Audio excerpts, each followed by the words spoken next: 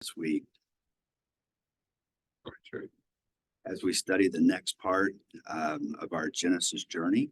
And may the truths that you'd have us understand come so that we understand what you'd have us to understand. We pray this in your name. Amen. Yeah. So, guys, we're talking about the Tower of Babel, or Babel, as the professors pronounce it. When you get in and actually research it, and you listen to people who are talking about the Tower of Babel, it is Babel, not Babel. But as a kid, it was always Babel. I had somebody from Texas and were reading me the Bible story, and that's just the way it was, and that's the way my kids learned it. So if you'll turn in your books to Genesis 11, it's not very long. So I mean, we're going to get to do a Sabbath school on not very much, but it's okay. We're going to read it, and I'm reading from Blanco's Clear Word. I really love the translation of the Clear Word. So. At first, all the descendants of Noah had only one language. As they moved east from Mount Ararat, where the ark had settled, they made their homes in the plain of Shinar, also called Mesopotamia. Now, Mesopotamia was where who came out of Mesopotamia next? Abraham, right? He's in the land of the Chaldeans, and he got moved over to Canaan by God's design, according to the Bible. Mesopotamia was where Babylon was, and a lot of other things took place on the plain of Shinar. So that's a very historical place. After some time, they said to each other. So after some time, I like the way the biblical writers write things. Not after 862 years. After some time, they said to each other, "Come, let's build permanent places to live. We'll use baked bricks and tar instead of sandstone and mortar." So obviously they were building things with sandstone and mortar before they actually developed the new way of building things, which means they were evolving in their building techniques. And somehow they figured out a way on the plain of Shinar. And if you go to the plain of Shinar today, and if it rains, it's gooey, cakey, clayey mud. And so they figured out a way to take that clay, mix it with the right ingredients, bake it, and make it into really hard brick like you have today that we build things out of today. And then tar, I don't quite understand. Some biblical writers say it was asphalt. That doesn't make a lot of sense to me. Those of you who lay brick, you use cement. Cement actually comes to mind. My house I got an exterior clad of brick, and it's all cement mortar mix. So anyway, it doesn't matter. Bible says what it says. Does anybody have anything other than tar in your translation? That's asphalt. Oh, that's good. What version is that? Bible. Okay. We'll take that version. Okay. So when this was successful, which means they had some trial and error. I hate to be the person who had the error, lived in the house made out of stuff that didn't work. Now that we've built this beautiful city, so they already built a city, let's erect a huge escape tower to protect ourselves against any future flood. People from other cities will come to see it, and we will become famous. Then the Lord came down to take a look at the city and the escape tower they were building and said, "This is only the beginning of what these people will attempt to do. They all speak the same language. And if they succeed in this, they'll think that they can do anything they set their minds to. You need to stop them so they don't become proud and forget who created them." So obviously, they weren't following God at that juncture. "Let's confuse their language so they can't communicate so easily with each other." And that's what happened. Suddenly, the people started speaking different languages and couldn't understand each other. Building on the tower and the city stopped, and the people moved away. The area became known as Babylon, or Babel, which means confusion, because that was where the Lord confounded the language of the people. It was from there that they scattered around the world. And that's our text for today. All right. Now, at first I said, how am I going to do an hour out of that? Then I said, why don't I call Kelly and dump this in his lap? Only got 50 minutes. And then I started studying it. I think we're going to be okay. So first of all, let's just talk about a few things. We're into chapter 11 in Genesis. And I want everybody to understand, we're still in Genesis. And the rest of the Bible is still to come. And we've already had creation. We've had the fall. The people after the fall were so bad, God said, I'm going to wipe out everybody but 8 people. So we had the flood. Now, I'm not going to go back through the flood story. Somebody did a really good job on that. And now we're going to have the Tower of Babel. So it's amazing to me when I go back to My Bible Friends, which I did this week, how many stories in My Bible Friends came out of a little bit of just a little narrow section of the Bible, and how much of the world passed from the creation of the world to what we've got now. So, because coming right after this, we're going to get into Abraham, which is the story of a whole group of people. The rest of the Bible is basically the story of God's chosen people. So God created the world. It didn't work. We fell. God's message to that group of people didn't work. They got really evil. God created the flood. We had the flood, and whether you think it was a regional flood or a worldwide flood, again, Cy did a great job with that. We're not going to go through that today. Then we got the Tower of Babel, and we'll start with Abraham. So one writer who was writing this said the story of the Tower of Babel was about home, humility, and hope. So building a home, but doing that building without a God that was helping you think through what you ought to be doing. No humility. Let's make our name for ourselves. And hope. We were not trying to do anything but build our own way to heaven. Okay. So there's a lot of religions today that still do home, humility, and hope in that order. Christianity is one of the few religions in the world where you do nothing to earn your salvation. Most every other religion that you think through, if you actually go study it, there's a big part of what you do that gets you saved and gets you into the kingdom. So, all right, with that as a backdrop, let's just talk about the world after the flood. So I wish Brett was here because he was the one that was saying, how is it possible that a raven went and got a leaf after how long did it take before the leaf came? And, I don't care. Okay. Okay. So let's just pretend it really happened. Okay. So the time between the end of the flood and the Tower of Babel is not known, but I can tell you it had to have been a long time. So when 8 people came out of the ark to the point to where we're baking bricks and building big cities, there's got to be a lot of people on the face of the earth. All right. So the descendants of Noah moved out from Mount Ararat. And I will tell you, only some of them moved southeast. I'm going to show you a map in a minute of the descendants of Shem, Ham, and Japheth and where they moved out of the ark. In many research documents, the Tower of Babel is accepted as a precursor of the mighty Babylon. Same spot, same place, lots of archaeological YouTube videos. Just this afternoon for kicks and giggles, get onto YouTube and put in the Tower of Babel, and you'll get lots of archaeologists that will tell you it was built right here. Okay. And by the way, this was Babylon. And at that time, if you remember, Babylon became a world center and a world power. Well, obviously, God at this juncture didn't want Babylon to become a world center or a world power because it ultimately became that in the future. All right. All right. So now, Lauren, can you pinch that and take it out to where the map's bigger or not? No. Okay. Okay. So, okay, everybody see the green writing at the top of the thing? Yeah. Those are the descendants of Japheth. So not all of Japheth, not most of Japheth went north, and you can see all the way over here into Spain, etc., down into Greece, down into Italy. And guess who also came from Japheth? The Philistines. All right.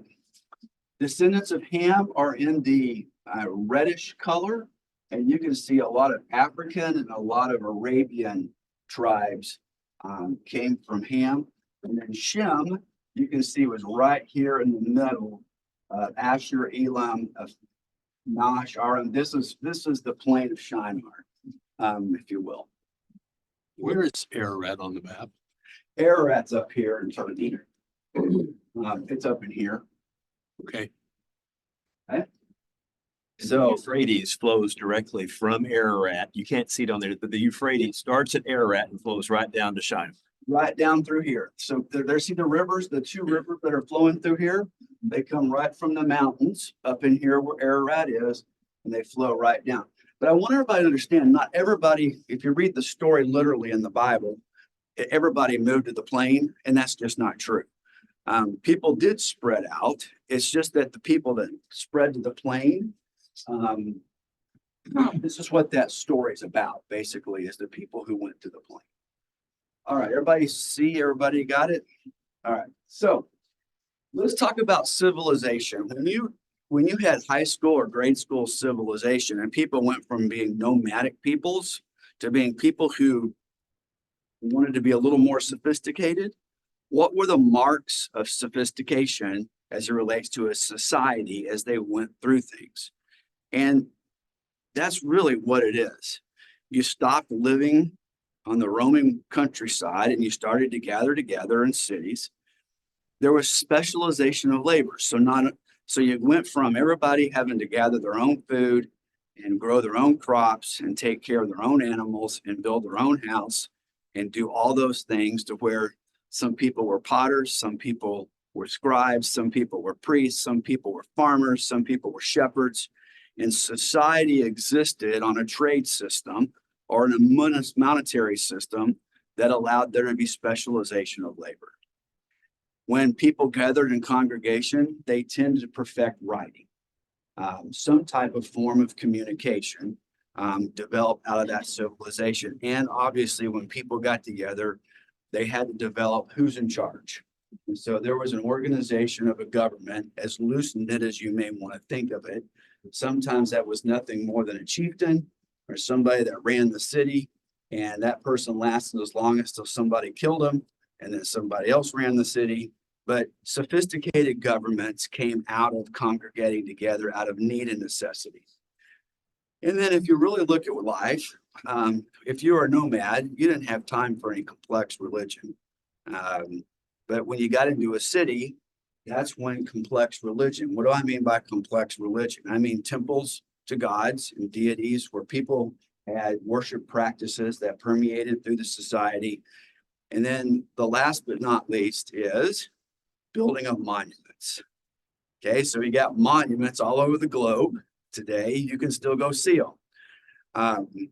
So that is basically Civ Class 101. You can clap it right now. Just remember those 6 things, and that's it. So that's what was going on in the plain of Shinar. It's like, I'm tired of being a nomad. I'm going to live with my fellow human being. We're going to put our city on both sides of a river. We're going to have religion. We're going to have writing. We're going to have division of labor. We're going to have a better life than this nomadic garbage that somebody's been having me live in for a long time. And it doesn't matter what time period you pick. That's the way that happens. Okay. So then let's talk about monumental architecture. People built monuments all over the globe. Basically for several reasons. One is to impress your neighbors. I guess the tallest building that's being built right now is over in Abu Dhabi. It's had its fits and starts, but it's still supposed to be the tallest building in the globe once it's done. You want to make your mark. So my question for the class this morning is, where and what have you seen as the most impressive monuments from your perspective? Pick a country. I've just got a few up there. Pick a country and give me a monument. Anybody? Lincoln Memorial. Okay, well, that's a little bitty monument. Can we go a little bigger? Statue of Liberty. Statue of Liberty is pretty good. Pyramids The pyramids, thank you. in China. Wall of China, thank you. The Taj Mahal, that's to religion. Go ahead, what else? Machu Picchu. Machu Picchu is amazing from a city perspective and what they put in. What else? The Pantheon, absolutely. From Mexico. Yes, yes, Roman Coliseum. yes, without a doubt. What else? What's in France? What does everybody go see in France?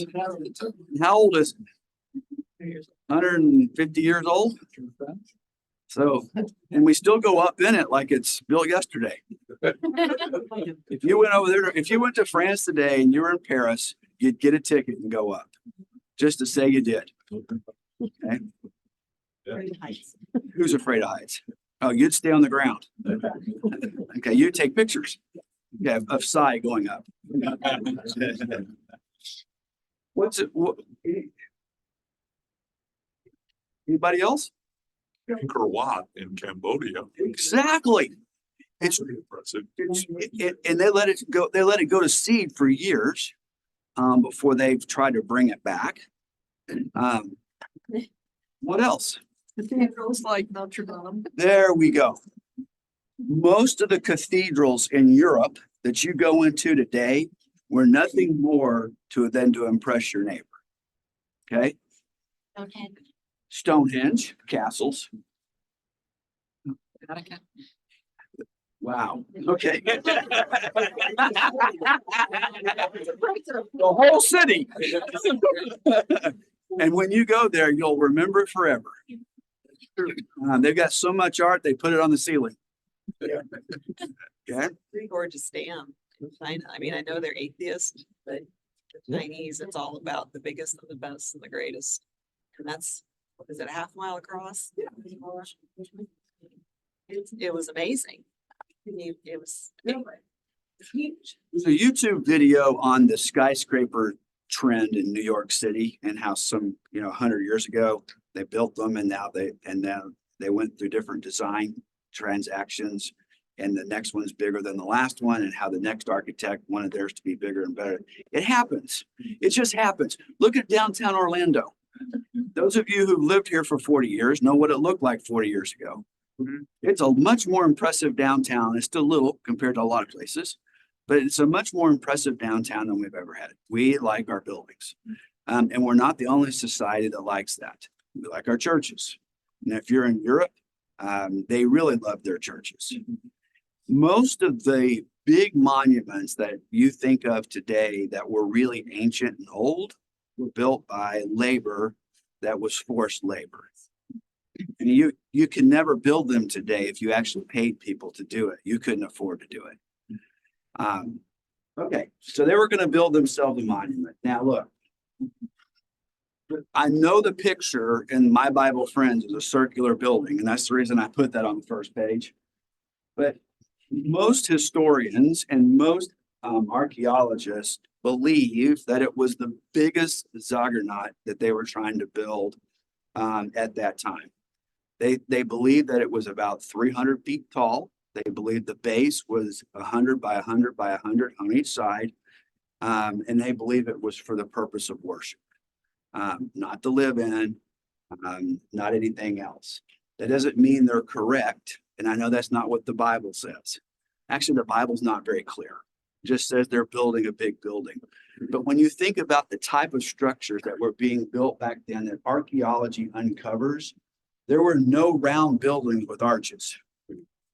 They were all square brick buildings that looked just like this. That was the architecture that was. Now, the cool thing is when you go and they take samples from where they believe this was built, at the same time this was being built, they can find the same structures and the same style in South America, in Middle America, in China, all over the globe. Now, I don't want to get into that ball of wax because the Bible deals with a certain number of people in a certain part of the globe. That might fit into a regional flood as opposed to a global flood. But the construction techniques that people had back then are the same techniques that you find when you go see the ancient ruins in the Aztecs or the ancient ruins of X, Y, and Z during that time period. Everybody was baking bricks. Everybody knew how to build square buildings. There were no Roman arches with aqueducts and those types of things. And so I actually probably believe that based upon all the stuff I've listened to from archaeologists, but you can't prove it because it's not there. Right? Yeah. Yeah, there's a structure in Guatemala and that the Aztecs built. It's about 300 feet There you go. and it comes out of the jungles of Petén and Yes. it's very similar. It's spectacular. Spectacular. Yeah. And it's It looks just like that. And it looks just like that, and it was built for the purpose of being a monument that people could see from miles around Yes. to impress your neighbors in its power.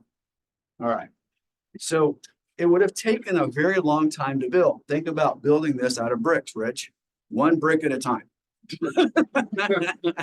Sun-dried bricks that you're gonna lay down, and that's the way that's gonna be. I mean, it's like the giant pyramids. They built theirs out of stone and covered it with marble. The marble's gone.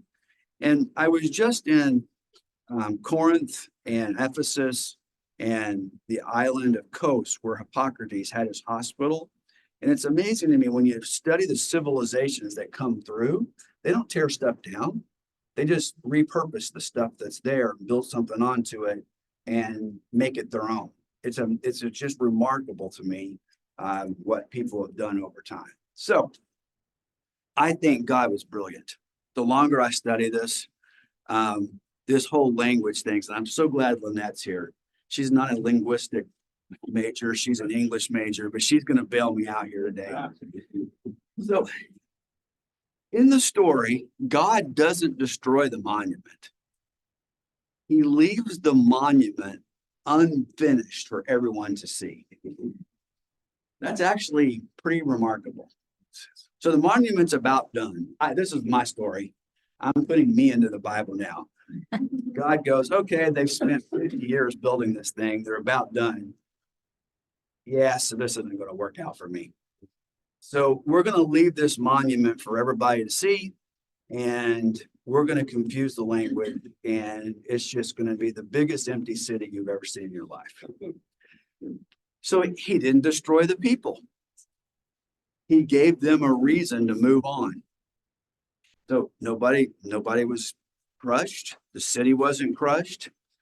And by confusing the language, God caused a division at that time that is still present around the globe today. So from Genesis 11 to today, we've got language confusion around the globe. And if you've not traveled, you don't understand. But if you've traveled, the nuances of language in everybody else's language is just interesting. And Babel in Hebrew means confusion. So let's talk about language for just a second. So English is a very simple language. That's the reason the globe has an easy time learning our language if they already know their language. English in the second person is very simple. It's either you, or if you're in the South, it's y'all. Okay. And if I'm talking to Paula or the Queen of England, it's still you. Right. So that is what it is. And you'd be much more important than the Queen of England. In Thailand, the second person uses 12 different words. Now I could have put a lot of other languages where the second person has many different words. These 12 words determine status and intimacy. So if you're the Queen of England and you're my mother, that's a different word than it's just a stranger on the street. Knowing those 12 words, if you're in Thailand, and knowing when to use the right word is important. So it's not just you, it's one of 12. So another example. So it's much more formal. In English, we give and receive direct answers. Rich, are you doing good today? Yes. There you go. Okay. Direct question, direct answer. That's how we communicate in English. You're in Thailand, somebody may say, Rich, how you doing today? Maybe. Okay. Yeah, maybe not. There's a lot of nuance in their conversation that an American would have a difficult time with unless they understood the culture. So another example, this was a good one. We all think that the reason that the Catholic Church split between the Roman Catholic Church and the Eastern Catholic Church has to do with geography, has zero to do with geography, has to do with language. The Roman Catholics spoke Latin. The Eastern Orthodox spoke Greek. Greek has much more nuances than Latin. As a matter of fact, in Greek, there are nuances that a Latin person wouldn't even understand. It'd be like the concept of you versus the concept of 12 divisions of you. And they finally just came to the conclusion, this is never going to work. You're not going to teach me Greek and I'm not going to teach you Latin. How about we just run our own church? All right. So listen, language is not a code to be decoded. Just because an English word is replaced by a French word in a sentence that you speak doesn't mean you're speaking French. So it's helpful that when you go to a foreign country that you know the words for thank you and please and bathroom. But let's don't confuse that with you speaking the language. Okay. Sentence structures are different. So I learned this with Eddie Solar, and God bless you, Eddie, if you're listening. I've told you this to your face, and so I'm not saying anything I haven't talked to you about. But for me, that's a red car. For Eddie, the car is red. And so he spoke English, but he thought Spanish. And as you got to know Eddie, everything was nuanced in his world from a historical background that I didn't have, from a language that he understood that I didn't. And sometimes my communication with Eddie and his communication with me, we had to get straight on where we really were based upon his background and my background. And once we both figured that out, it was great. But it took a while. Language shapes you and it shapes your brain. And so you grow up in a certain part of the world, it shapes you and it shapes your brain. Yes. Language also brings simplicity and it builds nation. I've done a lot of study about the United States and how it was formed. The simplicity of its form and its language has led it to a straighter path to get from point A to point B. I remember in a lot of companies that I work with, we had a lot of call centers eventually, like thousands of people, and we had them in every language, like 20 different languages. And I remember getting totally beat up by the CEO of the larger company because the timing that they took the Spanish agents, they're timed, right? Supposed to take 3 to 4 minutes, goodbye, right? And the time that it took them, it was about 40 to 50% longer to express the same thought. They could never understand that though. Yeah, Tom? And language changes over time and in location. Sharon and I were born into, in North Dakota, German Yes. speaking people. And we had the privilege of taking her parents over to visit her mother's first cousins who had never immigrated to the States. Yes. Delightful time. They kept bringing us food, just quantity, and we tell them we're not hungry anymore, and we spend a week with them. And then they knew we were going to be traveling in other parts of Germany, and rather reluctantly, they said, "There is something we must tell you." Okay, what's that? They said, "The word you have been using to tell us that you are not hungry is the word we use to describe a child's diaper when it's full." Don't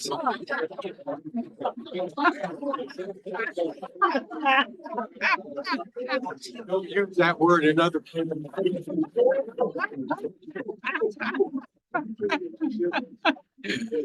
That's awesome. Only word that the Germans in North Dakota ever used. The word was set. Satisfied, that's set. Interesting. Thank goodness they told us that right before we.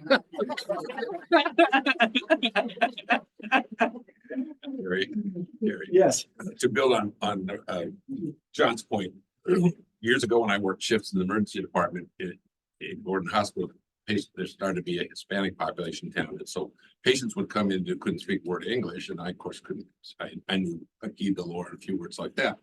So they would get a housekeeper, and I would say, ask them how long they've been in pain. They'd have to spend for 60 seconds in 2 days. I said, boy, something was lost in that. Okay, ask my next question, then jabber for 60 seconds Yeah, down here. And language is a nation builder. No, it's like that. When we were in Turkey, we were just in Turkey, and I mean, we had a guide. And I mean, we were negotiating something, Paul was negotiating something in a bazaar. And after about 3 minutes, $3. I was sitting there thinking, wonder what really went for all, wonder what the conversation really was. Yeah, well, I fire my guide in Turkey as Judy. It's the same reason he was talking too much.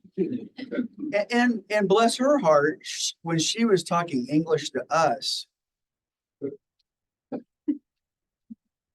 I have short attention span theater anyway. But after about 90 seconds of an explanation, what am I looking at? After 90 seconds, I could just feel the inside of me starting to go, yeah, I don't care anymore. And Paula, bless her heart, oh, tell me more. I'm like, come on, man. I need the speed guide and the non-speed guide. So anyway, yes, it is what it is. So listen, when God confused the language, what he was doing is creating unique cultures. And everywhere you go around the globe, you got unique cultures. And even in the United States, you have unique cultures, depending on whether you're from the north or the south or the deep south or the west. I know it's English, but has anybody spent any time in Ireland, in the country, in a small town? You know they're speaking English to you, and I'm always like, can you say that again? It takes me a day and a half to 2 days in Ireland to begin to actually follow quickly what they're saying to me. And I know it's English, theoretically. My grandfather was born in Scotland. Have you ever heard people from Scotland and they're speaking English? And I kind of grew up with that, and the only word I know is "wee bairn." You bear. Yeah. All right. Eric, Yeah. another story on that. When we went on a river cruise a few years ago, we met a couple from London, and one night at dinner, we were talking, and the wife said, you know, the United Kingdom and the United States are two great nations divided by a common language. Interesting. Yeah, Divided by a common language. Because we were talking about, when we say this word, what does that mean to you? And the nuances of some of that. It's just what you're talking about. You know, when I travel to England, I don't have any problem. Yeah. Personally. But when I go to Scotland, it's a little bit of work. Man, when I go to Ireland, it goes dun, dun, and I'm like, okay, I really know I'm supposed to know what you're saying. Help me. So, all right. New ways of looking at the world and new ways of working. God said, be fruitful and multiply and fill the land. And at that juncture, he wasn't interested in Babylon becoming Babylon. He was interested in that happening later, I guess, because that's ultimately what happened. Is Babylon was a very famous place, but at this juncture, he just didn't want that to happen. And the truth is, God did it in a very unique way, and the divisions around the globe drive culture and thinking in a way that is probably never going to allow there to be a unified anything across a variety of things. That's the reason I think the EU is not going to last, personally. That doesn't mean I'm right. They may share currency, but they don't share culture. sure. I mean, and they're right next door. I mean, when you travel from France to Germany and Italy, it's just different. I mean, in Germany, the train pulls up, you get on the stinking train and it pulls out. And it doesn't matter if you're late or not. In Italy, it's like, I'll get here when it gets here. And it'll leave when it leaves. I mean, it's just totally different. You go to Switzerland, especially the German side of Switzerland, trains run just like that. I mean, we were there. I was parking my car. Paula and the boys were ready to go. And Paula goes, he's parking the car. And she goes, next train.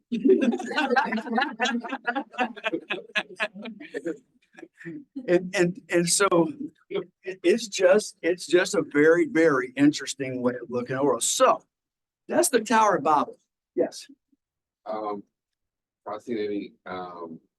Never thought of Babel being even important besides the pretty building, but in God's wisdom, he knew that if people built again using the same language, there was going to be the same conditions as pre-flood, the same conditions. Yes. And he in his own wisdom separated, but you still see Satan's effort to blanket and gather lots of people. Like if you look at what's happening to the language, and even in its own country, we're having a Babel right now, right? Yes. You get 350 million people all speaking English at the same time, and it gets hairy. So, guys, thoughts, lessons for us on the Tower of Babel. Terry, I don't know that this is relevant, but one thing that was striking as you're reading it, when God came down, he said, let us, but we will scramble the language. It wasn't I, it was we. And so it just kind of speaks to the Trinity, if you will. The Trinity, that's an interesting way of putting that. Thank you, Kelly. That's a good pull. Yes, ma'am. Something I learned today. I don't know where I got the idea from, but somewhere the idea came from somewhere that it was the children of Ham, the descendants of Ham, settled in the plain of Shinar and started the Tower of Babel. But I learned today that it was the children of Shem. It makes sense now since Abraham came from Ur of the Chaldees. Yes, absolutely. Thank you for that. That's exactly right. The other descendants actually went into northern Africa, down into the peninsula of Arabia. And that is exactly right, because Abraham comes out of the Ur of Chaldees, and that's the group that was there. Can you repeat her point, Terry? Well, her point was, can you go back to that slide quicker than me? If not, I'll do it. Yeah, do it with your clicker because I'm not sharing on.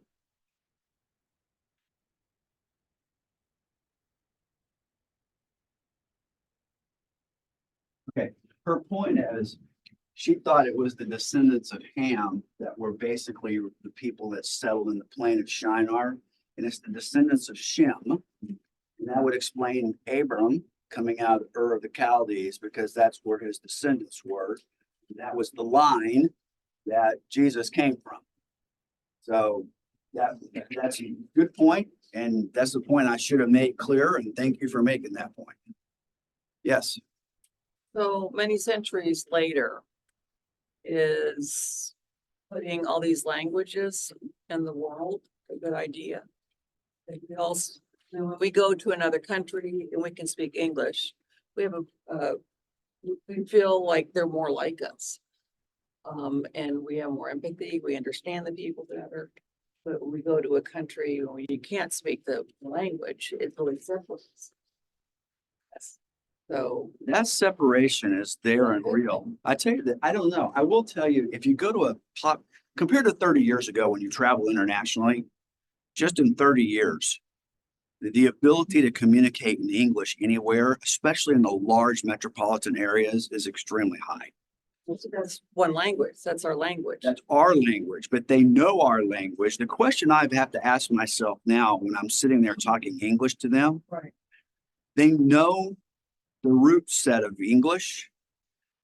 My guess is they're coming at it from the language they actually grew up in their own country. So even though we're communicating, we're probably not communicating as well as somebody that grew up here at age 0 to 3. That there's nuances probably lost that I don't understand. But commerce has forced the world, air traffic control, the finance, the strong dollar, Especially finance. and it has forced the world to adopt a business language. It has. And a business currency. And that's one of the reasons that when people talk about the reserve currency as of the globe not being the dollar, because it comes up a lot, then all of a sudden our culture, it's more than just the dollar not being the reserve currency. It is our way of looking at the world that goes away if we're not the reserve currency. We would have to learn somebody else's way of looking at the world, especially if you're in finance. And that's going to be really odd for people here to actually have to make that, if it ever happened. I was talking to a pilot who flew for big corporations around the world. He said it's really tricky talking to other countries' air traffic controllers because they're speaking to you in their second language, not their first language. And a number of times there was some close calls in terms of interpretation. Ah, But it still goes on, but there is some risk in that. there is. Yeah, you still want an American pilot though. You still want American pilots, though. Yes. Terry, I think you're making a very important point. The way of looking at the world, even if the language is something we have to learn to adjust to because because of technology, we all mingle together, but we have different ways of looking at the world. Very different. Very different. Oh, I wish every American could travel abroad. We have such a closed-minded way of looking at the world. We think everything about America is the best. And it's not. Not everything we do is the best. really? I love, well, first of all, God created this tapestry, this beautiful tapestry of different languages, different culture. And they all have beauty about them that you never see if you never go there. You might read about them, but to actually experience it. But one of the first things, a very first trip we ever did abroad off the North American continent was to Italy. And some friends gave us Rick Steves' book on Italy. And the most beautiful thing that he said was, you need to look at it, not that Americans do it better or that the Europeans do it worse. It's just different. And that is True. That is a wonderful thing to understand. Different doesn't mean it's better or worse. And not everything we do is better. Right. And if you as a person are open to another culture and why and how they do things, it's amazing what you can learn. There's so much to learn. And there's nothing, I think it's a wonderful thing to experience. I agree with that. Hey, right here and then Lynette. Fortunately, we have a universal language called numbers. And I'm thankful for that. And sometimes those numbers are rough. So when you go to Turkey and the Turkish lira is trading at 32.26 to $1, it took a lot of math for me to figure out that $20,000 thing really wasn't too bad. I was like, what? Yeah, Lynette and then Mark. I just have a question. So you said the lessons for us of the Tower of Babel for us today. So look at our own church. We have Hispanic speaking classes. We have Portuguese. We have Ukrainian. We have Russian. What is the impact of that for our whole church? So Lynette, thank you for bringing that up because I was going to bring that up later. It made me understand a little bit more this week why it is in our country within 10 minutes of here, we have a Chinese church, we have a Filipino church, Korean church, we have a Hispanic church, we have an African American church, and we have our mixed company church that's right here. Because when I look at the sanctuary, our church is not white. We have a mixed company church. And so from my perspective, it makes me understand why somebody coming here, especially from some other country that's now living here, but loves living here, would love to go hear a preacher from their particular part of the globe preach and teach in a language that's first to them, not second. Makes all the sense in the world to me. What strikes me as we have gone through Genesis is there's examples of very direct intervention of God in the world. He gives a flood, he confounds language, he comes and does things. He comes and leads the children of Israel. He's going to destroy Sodom and Gomorrah. And it seems like there's been opportunities, greater towers of Babel. The thing that came to my mind is why didn't he confuse the minds of the scientists at Los Alamos? Tower of Babel wasn't going to destroy the world. We now have that capability. God, since Christ, God has been seems withdrawn, inscrutable. Where is he? He's just doing things, trying to, and now he just said, yeah, leave them to their own devices. And I wonder why is this, why did he intervene so directly back then to try and straighten things out, start it all over again? And now he's just said, you're on your own.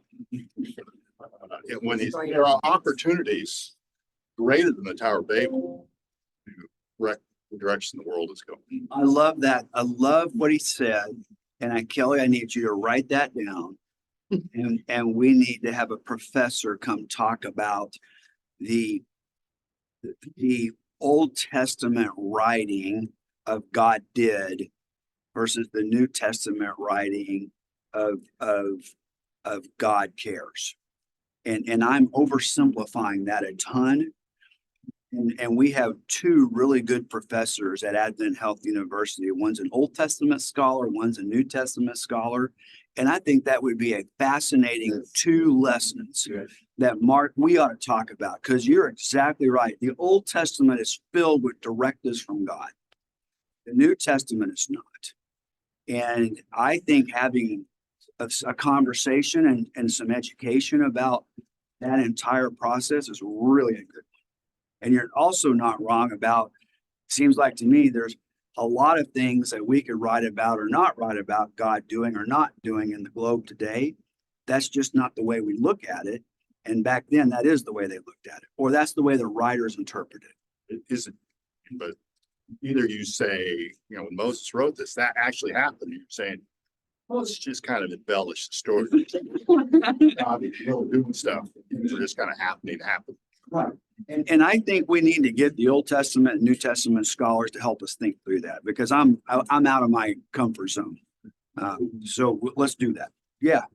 One addition of context, you kind of started here. We're on chapter 11, which probably covers about 3,000 years. And we've had 3 major interventions of God with man. So it's been roughly 3,000 years since, yes, how many are we expecting? Is it that he's just forgotten us, or that we collapsed all of that into a short period of time? We read in a half hour.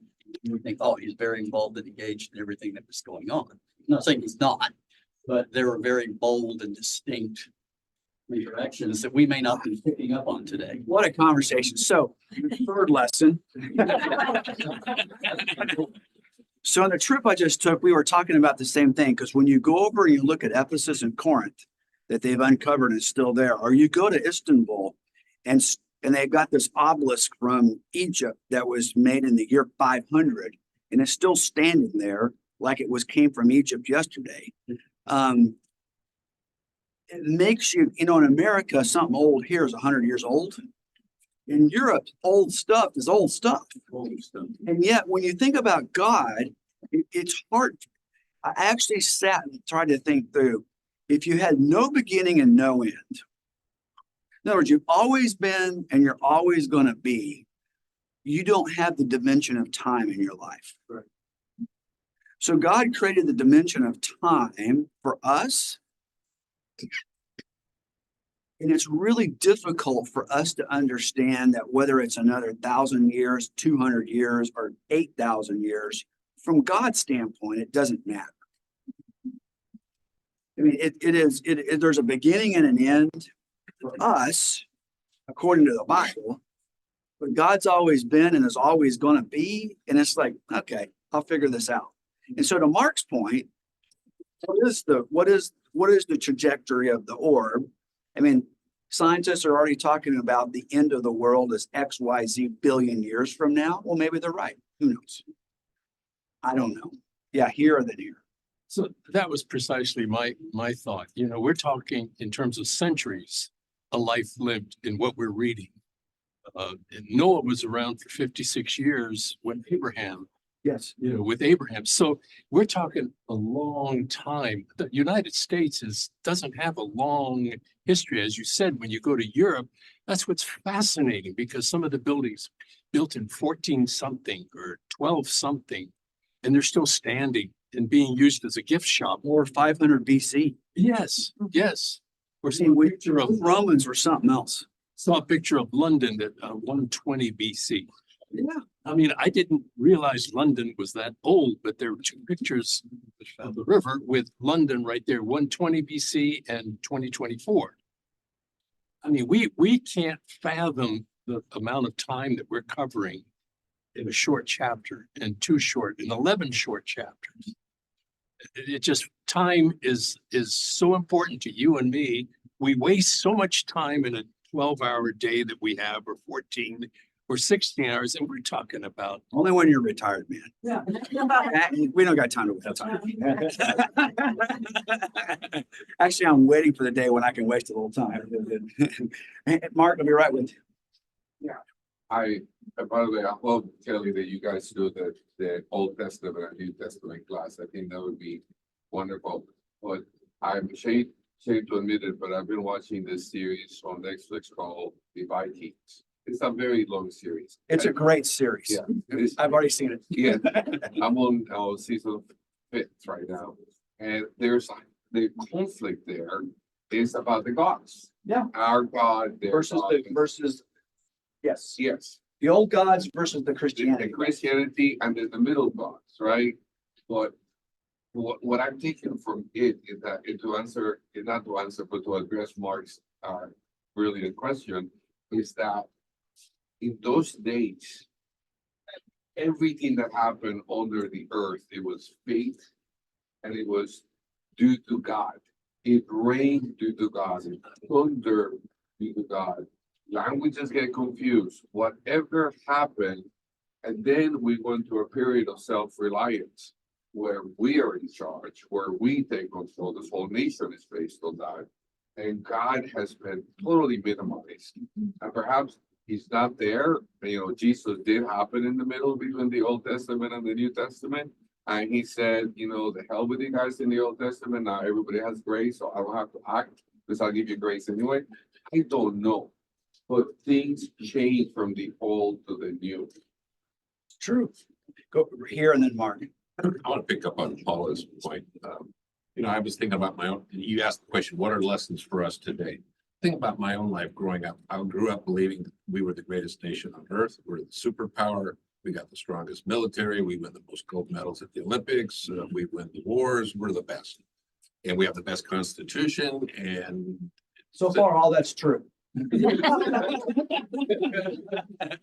however, when God confused the languages at Babel. Did I say that right? Yeah, Babel. When God confused think of that software that you hear on XM radio about Babel learning to speak languages. God loves every one of those cultures, every one of those peoples equally. And for us to beat our chest and say we're the greatest country on the world, which I have to think we are. But we have to be humble and recognize that God loves all of us. All right, Mark. I guess I'm less concerned about the timeline and more the fact of God's lack of apparent intervention and showing himself in the world. There's no way I can get around Tower of Babel story and say something didn't happen. You can say, well, the flood was regional and Sodom and Gomorrah, an asteroid fell out of the sky or something like that. But you know, suddenly have all these minds changed. I can't come up with any natural phenomena that would have caused that. Suddenly, quickly change. And since New Testament times, 2,000 years.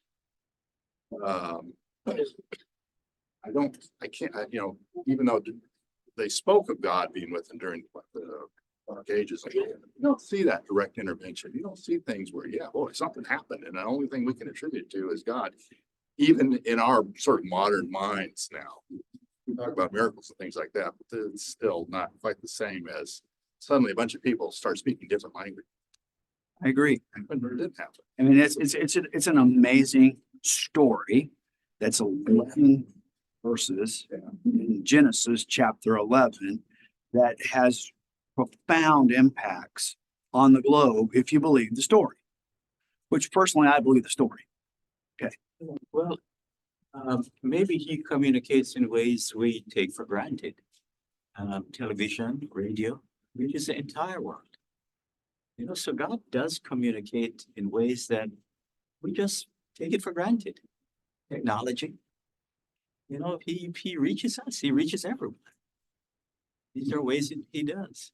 I think the majority of the world do not think that television and radio is God's invention. It's man's invention. But he does. I mean, Yeah, well, in that case, you're going back to everything that happens is from God. Now, I want something that says this is God and there's no way you can. That's what we don't. Mark wants the Bible chapter 2. Let's pick it up from like 100 years ago and move it forward. No, I understand, Mark. There's an enormous amount of my thinking that wonders what's happenstance and what isn't. And this side of the kingdom, I'm not going to figure it out.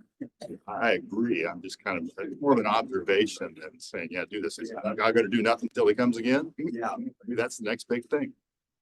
Well, so guys, it's 10 after, and thank you for talking and thank you for thinking about it. It's been a productive, thoughtful week for me as I've thought through this a little bit.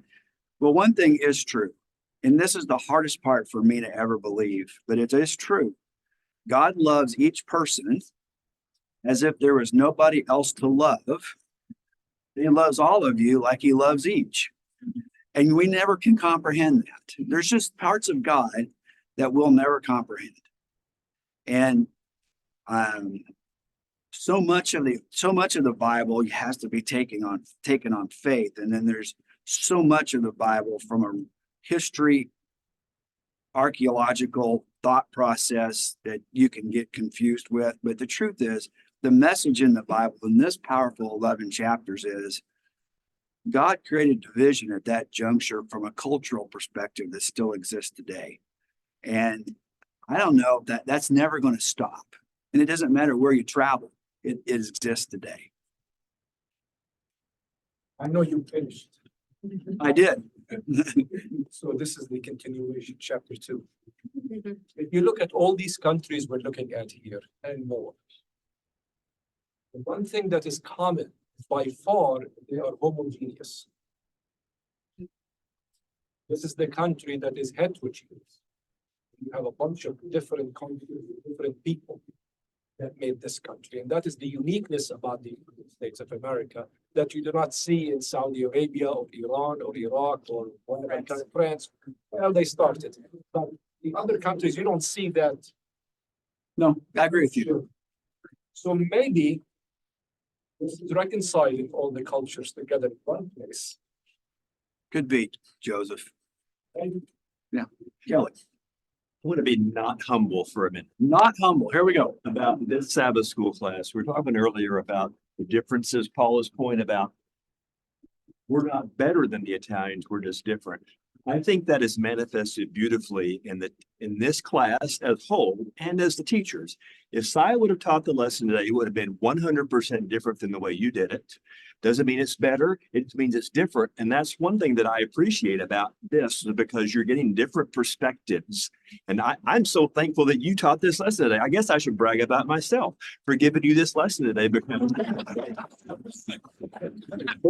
it's been fascinating, Terry, the things that we've learned here. And so thank you. And thank God for putting you here today for this. All right. Well, thank you guys very much. Well, everybody who teaches next week? Zdravko. Zdravko. Yeah. Fantastic. We had a biblical scholar coming next week, and maybe you can ask him some hard questions.